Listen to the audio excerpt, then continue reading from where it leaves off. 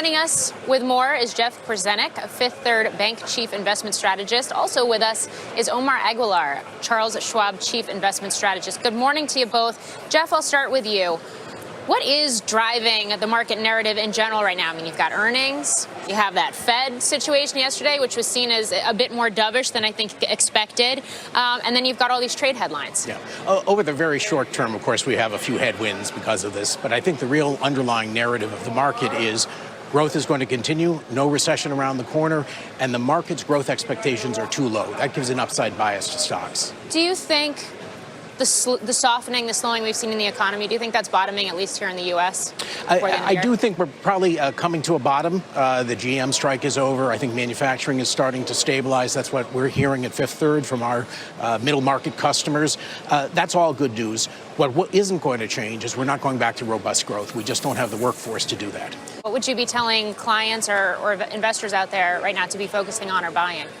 For us, it's a rare period for us during this bull market. It's one of the very few times we have not been overweight our benchmarks in stocks. We're neutral. That's not a bearish call. That's just a recognition of a slower growth environment. What we did do, and this is only the third time in the last 10 years, we've added gold to portfolios. Interesting. And we just think, given the constraints because of the labor force, given the fact that we don't see a rebound in CapEx that will drive productivity, that means we have a very narrow window of acceptable growth.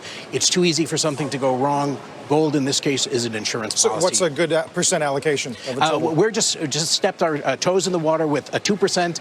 We envision that going higher as we move later in the cycle, but we wanted to get started. If you think industrial activity is bottoming here for the reasons you cited, can the Fed pause reasonably? Is that a good strategy now? I think that is a good strategy. We actually fear that they've used up some ammunition. Yep. The Fed likes to talk like it's 1995 and they can add 5 years to the cycle. We think it's much more like the mini easing cycle of 1966. 3 rate cuts that started when the unemployment rate was 3.6%. You only got 3 more years out of the cycle. I think that's about baked in already here at most.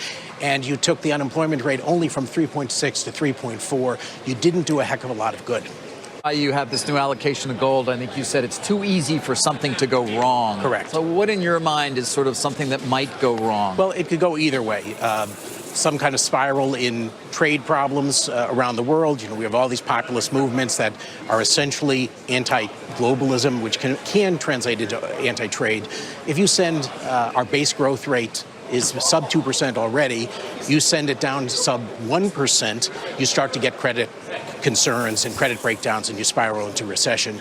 On the flip side, perhaps this is a replay again of that 1966, where you put a little too much money into the system and you went in the 60s from a period of sub 2% inflation, the whole decade, sound familiar, and suddenly you went above 2.5% and never turned back until the mid-1980s. I don't think You're we're not going to calling for a repeat of 70s. No, absolutely not. But that doesn't mean you can't get to 3% inflation.